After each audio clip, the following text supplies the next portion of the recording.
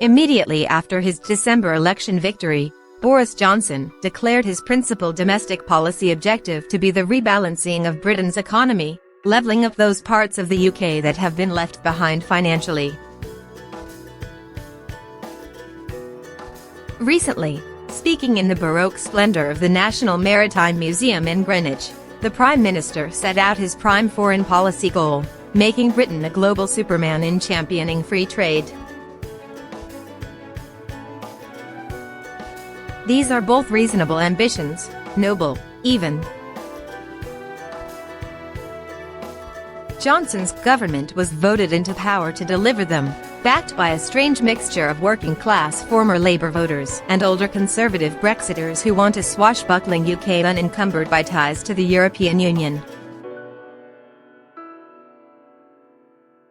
The problem, as Johnson dives into trade negotiations with Brussels, is that keeping that latter constituency happy may involve hurting the former.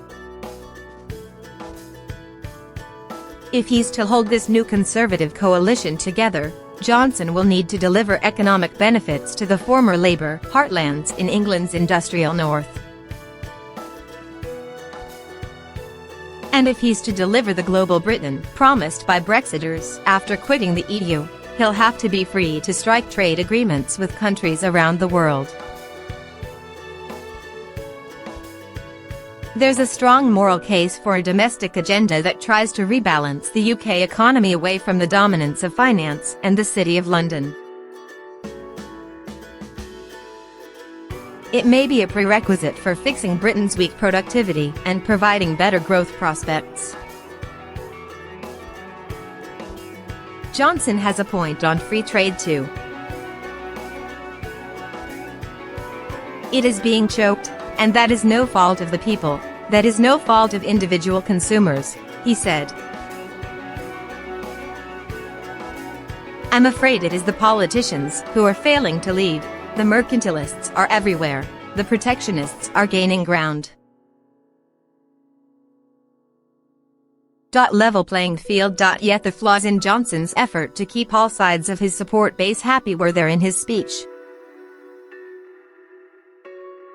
Johnson insisted that the UK cannot sign up to the EU's so-called level playing field provisions, which guarantee broad alignment between the UK and Europe on rules and regulations governing policy areas from social policy to environmental policy, tax, and state aid.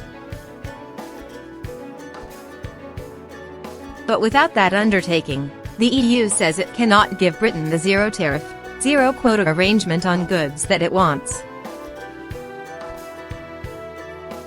Johnson won't want to be seen to capitulate on the level playing field, because it wouldn't tally with a newly sovereign Britain free to go where she likes on global trade. Instead, the UK would be a rule taker from Brussels. Johnson has begun talking of an Australian-style deal if the Canada-type trade arrangement he wants isn't possible. Australia doesn't have a free trade deal with the EU, so this is largely a euphemism for moving to World Trade Organization terms, or a no-deal, split from the EU trading partnership to put it more bluntly, perhaps with some side deals in important sectors. Unfortunately for the Prime Minister, the further Britain moves away from its current zero tariff, zero quota arrangement on goods with the EU, the more pain it might inflict on those Northern England regions that voted for him. Even Canada has to pay tariffs on poultry, meat, and eggs and respect quotas. The UK Treasury estimated that a Canada-style free trade agreement would mean a hit of 4.9% of GDP growth over a 15-year period. Compared to the UK staying in the EU, a WTO arrangement would no doubt be worse. And not all parts of the UK economy are equally exposed to these new trade costs. The areas that will be hardest hit by new trade frictions with the EU are the very places that he's trying to level up. Of course, Johnson's speech, and the negotiating proposals put forward by the EU's Michel Barnier at the same time, are just the opening gambits of the mother of all trade negotiations. Much could change as the clock ticks down to the deadline at the end of this year.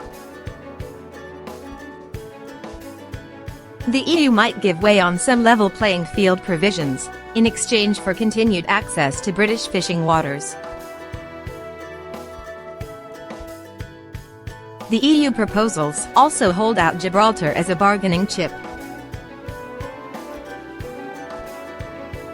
To achieve both his domestic and foreign policy objectives, Johnson's biggest post-Brexit bet must be proved right, that while the EU may be the larger negotiating partner, Britain's geopolitical clout, closeness with the US and geographical proximity gives it similar weight.